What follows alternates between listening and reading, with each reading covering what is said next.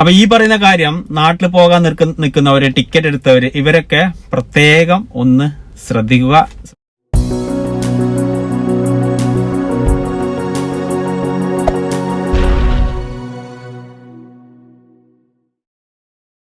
Hi പ്രിയപ്പെട്ട സുഹൃത്തുക്കൾ, എല്ലാവർക്കും കുവൈത്തിന്റെ മറ്റൊരു വീഡിയോയിലേക്ക് സ്വാഗതം. ഞാൻ എന്നെ കുഞ്ഞി കുവൈത്തിൽ നിന്നും ചെറിയ 1-2 ഇൻഫർമേഷൻ തരാൻ വേണ്ടിയാണ് വന്നിട്ടുള്ളത്. വളരെ ഇമ്പോർട്ടന്റ് ആണ്, മറ്റുള്ള സുഹൃത്തുക്കളിലേക്ക് ഷെയർ ചെയ്ത് എത്തിക്കുക. അതുപോലെ തന്നെ കുവൈത്തിന്റെ ചാനൽ ആദ്യമായിട്ടാണ് നിങ്ങൾ കാണുന്നതെങ്കിൽ ചാനൽ ഒന്ന് സബ്സ്ക്രൈബ് ചെയ്ത് വെക്കാൻ മറക്കരുത്. കാരണം ഇതുപോലുള്ള ചെറിയ ചെറിയ ഇൻഫർമേഷനും കാര്യങ്ങളൊക്കെയാണ് ഈ ചാനൽ വഴി വരുന്നത്. അത് എപ്പോഴെങ്കിലും ആർക്കെങ്കിലും അത് ഉപകാരപ്പെടും. അപ്പൊ ഇന്ന് പറയാൻ വേണ്ടി വരുന്നുള്ളത്, നിങ്ങളെല്ലാവരും പത്രങ്ങളൊക്കെ വായിച്ചതാണ്. 2 ദിവസമായിട്ട് ഇവിടെ കുറച്ച് രോഗികളൊക്കെ കുറച്ച് കൂടി വരുന്നുണ്ട്. അപ്പോൾ അതിന്റെ ഭാഗമായിട്ട് ഇവിടെ ഗവൺമെന്റ് സ്ഥാപനങ്ങളിലൊക്കെ 50% വർക്കിംഗ്, അങ്ങനെയുള്ള ഒരു നിയമങ്ങളൊക്കെ നിങ്ങൾ കണ്ടല്ലോ പത്രങ്ങളിലൊക്കെ. അതുപോലെ തന്നെ ഇവിടെ കോവിഡ് വന്ന ആദ്യകാലത്തൊക്കെ നിങ്ങൾക്ക് എല്ലാവർക്കും അറിയാം, ഗവൺമെന്റ് സ്ഥാപനങ്ങളിലൊക്കെ പോകാൻ വേണ്ടിയിട്ട് അപ്പോയിന്റ്മെന്റ് സിസ്റ്റം ആയിരുന്നു. അതിനുശേഷം രോഗികളൊക്കെ കുറഞ്ഞു വന്നു. അതിനുശേഷം കുവൈത്ത് ഫുള്ളായി നോർമലായ സമയത്ത് അപ്പോയിന്റ്മെന്റ് സിസ്റ്റം ഒക്കെ എടുത്തു കളഞ്ഞു. നമുക്ക് എല്ലാ ഗവൺമെന്റ് സ്ഥാപനങ്ങളിലേക്കൊക്കെ നമുക്ക് ഒരുവിധമുള്ള എല്ലാം, ചിലതിൽ മാത്രം ഉണ്ടായിരുന്നു അപ്പോയിന്റ്മെന്റ് സിസ്റ്റം. ബാക്കിയുള്ള മൊത്തത്തിൽ നമുക്ക് അപ്പോയിന്റ്മെന്റ് ഇല്ലാതെ പോകാൻ വേണ്ടിയിട്ട് പറ്റുന്നുണ്ടായിരുന്നു. ഇപ്പൊ വീണ്ടും ആ ഒരു സിസ്റ്റം കഴിഞ്ഞ ബുധനാഴ്ച മുതൽ കൊണ്ടുവന്നിട്ടുണ്ട്.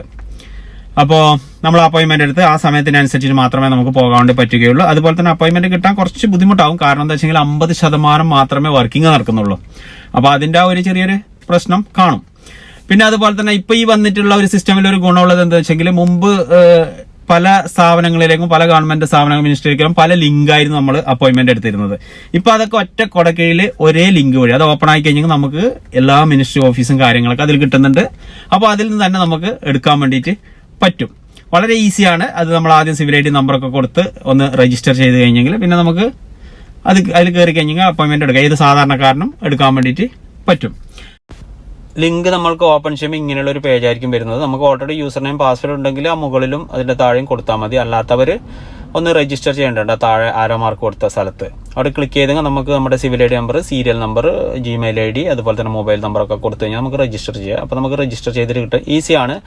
അപ്പോൾ അതുപോലെ തന്നെ മൊബൈലിലും ഇമെയിലിലും രണ്ടും OTP വരുന്നുണ്ട്. അത് രണ്ടും അവിടെ അടിച്ചു കൊടുത്തു കഴിഞ്ഞെങ്കിൽ നമുക്ക് രജിസ്റ്റർ ആയിട്ട് കിട്ടും. രജിസ്റ്റർ ആയിട്ട് കഴിഞ്ഞതിന് ശേഷം നമുക്ക് അത് സെർച്ച് ബാറിന്റെ മുകളിൽ നമുക്ക് ഏതാണോ മിനിസ്ട്രി വേണ്ടത് അവിടെ ക്ലിക്ക് ചെയ്തെങ്കിൽ അതത് മിനിസ്ട്രിയുടെ ലോഗോ അടക്കം വരുന്നുണ്ട്. അതിൽ ക്ലിക്ക് ചെയ്തിട്ടായിട്ട് നമ്മുടെ ആവശ്യങ്ങൾക്ക് അനുസരിച്ചിട്ട് നമുക്ക് അതിൽ അപ്പോയിന്റ്മെന്റ് എടുക്കാൻ വേണ്ടിയിട്ട് പറ്റും. വളരെ ഈസിയാണ്, ഏത് സാധാരണക്കാർക്കും ചെയ്യാൻ വേണ്ടിയിട്ട് പറ്റും. മനസ്സിലായിട്ടുണ്ടാവും എന്ന് വിചാരിക്കുന്നുണ്ട്. അതുപോലെ തന്നെ ഞാൻ ഇതിന്റെ ഈ ലിങ്ക് ഞാൻ ഈ വീഡിയോക്ക് താഴെയും കൂടെ ഉൾപ്പെടുത്തുന്നുണ്ട്. അതുപോലെ തന്നെ കമന്റ് ബോക്സിലും ഉണ്ടാവും. അപ്പോൾ ആവശ്യക്കാർ അവിടെ നിന്ന് എടുക്കുക. Okay, thank you. അതുപോലെ തന്നെ മറ്റൊരു കാര്യം PCR ടെസ്റ്റിനെ കുറിച്ച് പറയാനാണുള്ളത്. അപ്പൊ ഈ പറയുന്ന കാര്യം നാട്ടിൽ പോകാൻ നിൽക്കുന്നവര്, ടിക്കറ്റ് എടുത്തവര്, ഇവരൊക്കെ പ്രത്യേകം ഒന്ന് ശ്രദ്ധിച്ച് കേൾക്കുക. അതായത് കുവൈറ്റിലെ PCR ടെസ്റ്റ് വന്ന ആദ്യ കാലത്തൊക്കെ നമുക്ക് PCR ടെസ്റ്റ് എടുത്തു കഴിഞ്ഞെങ്കിൽ നമുക്ക് 20 മണിക്കൂർ ഒരു ദിവസമൊക്കെ ആയിരുന്നു റിസൾട്ട് വന്നിരുന്നത്. അപ്പൊ അന്ന് ഇവിടെ നല്ല തിരക്കായിരുന്നു. അതായത് ലാബിൽ നല്ല തിരക്കായിരുന്നു. ഒരുപാട് ടെസ്റ്റ് നടക്കുന്നത് കൊണ്ട് തിരക്കായിരുന്നു.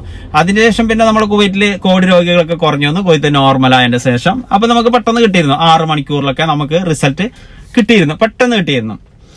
ഇപ്പോ വീണ്ടും നല്ല ടെസ്റ്റ് നടക്കുന്നുണ്ട്. അപ്പൊ അതിന്റെ ഭാഗമായിട്ട് ലാബിന് നല്ല തിരക്കും. അപ്പൊ ഇപ്പോ നമ്മൾ ടെസ്റ്റ് നടത്തിയെങ്കിൽ പല ഹോസ്പിറ്റലിൽ പല ടൈമാന്ന് പറയുന്നുള്ളത്. അതായത് ചില ഹോസ്പിറ്റലിൽ 12 മണിക്കൂർ, ചില ഹോസ്പിറ്റലിൽ 20 മണിക്കൂർ, ചില ഹോസ്പിറ്റലിൽ 1 ദിവസം.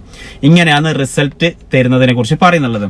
അപ്പൊ നാട്ടിൽ പോകുന്നവർ ശ്രദ്ധിക്കേണ്ട കാര്യം, നിങ്ങൾ PCR ടെസ്റ്റ് എടുക്കുമ്പോൾ സമയം കറക്റ്റ് നോക്കി അതിനനുസരിച്ചിട്ട് വേണം എടുക്കാൻ. മാക്സിമം 1 ദിവസം വെച്ച് വേണം നിങ്ങൾ PCR ടെസ്റ്റ് എടുക്കാൻ വേണ്ടിയിട്ട്. ഇനി എന്തെങ്കിലും കാരണവശാലും 1-2 മണിക്കൂർ ലേറ്റ് ആയി പോയെങ്കിലും ബുദ്ധിമുട്ടാകാൻ പാടില്ല, അതുകൊണ്ടാണ്.